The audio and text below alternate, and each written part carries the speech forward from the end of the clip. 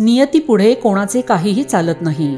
काळ वेळही कुणासाठी थांबत नसल्याचा जीवनात पदोपदी अनुभव येत असतोच. 10वीची परीक्षा देऊन उच्च शिक्षणाचे स्वप्न उराशी बाळगणाऱ्या विद्यार्थ्याला आपल्या जीवनात पुढे काय वाढून ठेवलंय याची पुसटशी कल्पनाही नव्हती.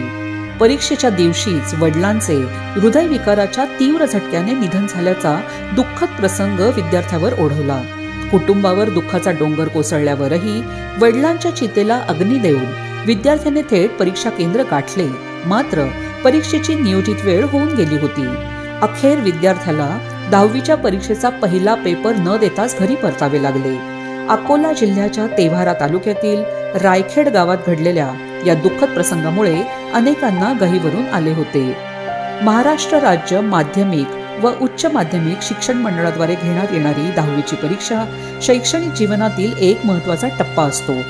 10वीच्या परीक्षेसाठी विद्यार्थी अनेक वर्षापासून तयारी करतात. मात्र ऐनवेळी आपत्कालीन परिस्थिती किंवा दुःखद घटनेमुळे विद्यार्थ्यांना परीक्षेला देखील मुकावे लागते.